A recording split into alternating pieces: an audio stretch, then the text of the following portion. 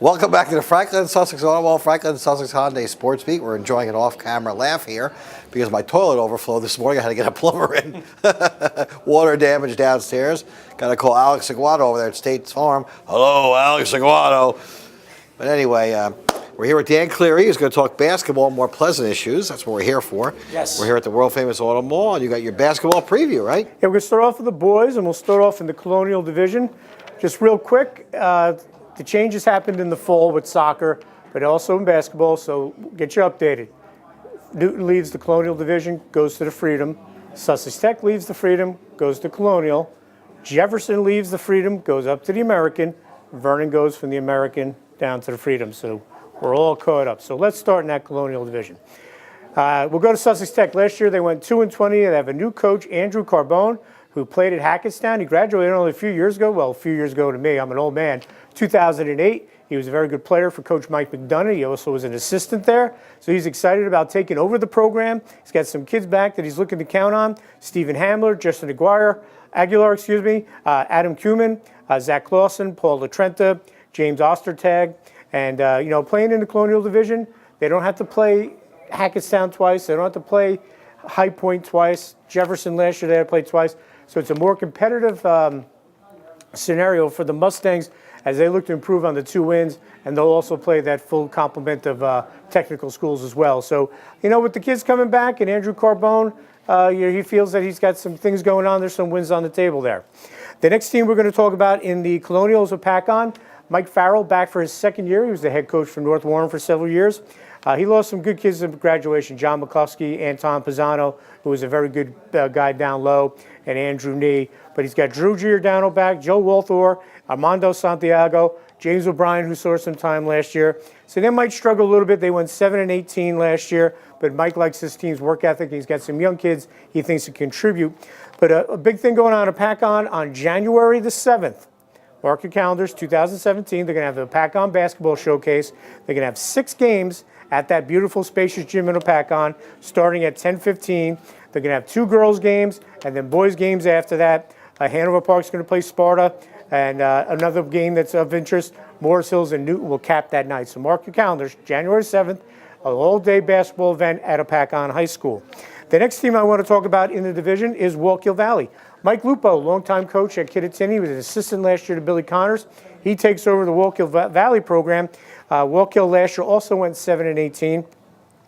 If you know Mike, the kids are going to play hard and they're going to play defense, and they're going to come out and come after you.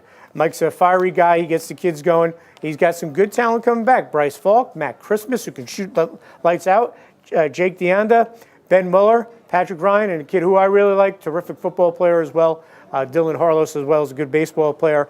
He had a couple of kids graduate from last year's team. One of them, Justin Decker, who's playing at SCCC. So I think Wallkill Valley will be improved. And then I want to talk about Kittatinny. Jason Gillespie back for his second season with the Cougars. They went 8-15 last year. Jason's got a good background. He played at Montclair State. He coached there. Coached at William Patterson. He was the head coach and started the men's basketball program at Felician College. So he's got some good kids coming back. This is a good, talented group.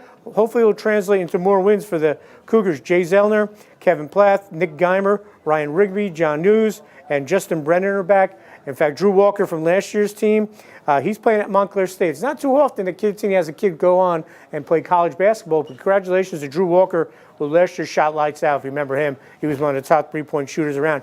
Kittatinny, I think, is one of the 2 favorites to win this division. And the division favorite, in my opinion, is North Warren. Chaz Toulouse, in his second season, he took over for Mike Farrell. He was an assistant to him. They're going to open up with a very interesting game tonight. If you're watching this game at this show at 4:45, at 7 o'clock, they're going to play Newton. That should be a good game, although Newton's not in the division anymore. But they got Jared Vu's back. He scored 12 points a game last year. Terrific player. Nate Zodalarchuk, another kid that can shoot and take it to the basket. Chaz is really excited about Hunter DePrimo. He's gotten bigger and stronger. He's playing very well. Ron Lubertazzo is a very good athlete. Evan Scudalarchuk is back. But the kid I like on this team, and he made my All Mugs team last year, is their point guard, Evan Carter. He's a junior. He can drive. He can handle. He plays good defense. If you try to pressure North Warren, he's going to break the pressure. Evan Carter is a very good player there, and I think North Warren, going into the season, is the favorite to win that Colonial Division. And I'm going to mention one team in the Freedom Division before we take a little bit of a break.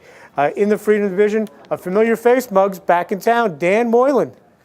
Lenape Valley. Exactly right. There we go, Muggs. Nice job. I remember something from 40 years That's ago. right. Dan coached at Lenape Valley from 1999 to 2011. And that's the last time Lenape Valley had a winning season, 2011. You remember that team? Matt Campaglio, Ryan Newsom, Billy Sabo, Brian Kruder. They beat Wallkill in the first round, then lost to a very good Pequanna team that had Justin Tabachman, who went to North Carolina to play baseball. But he's back. He's excited about being back. They were 14-12 that last year in 2011. Mike Serra was the head coach, who did a nice job for a couple of years. But he's back, Dan. I think he's going to turn their fortunes around. He's got some good athletes and some good players. Michael Josephs, who we know him from football. Joe Ravinsky, Joey McKenna, Brandon Brady, who was coming off a good football season, Luke Chozik, and Craig Swanson. I think they're going to be very much improved this year. As we said, they won 8 games last year. Maybe they pick up a couple more wins, especially with Dan as the head coach. As you know, he did a great job at Lenape Valley. He was an assistant at Pope John for several years under Tom Fox. He's a basketball guy, and Lenape Valley's very happy to have him back running that program. Okay, Dan, we're going to take a break. Before we go to break, we're here at the world-famous Franklin Sussex Auto Mall.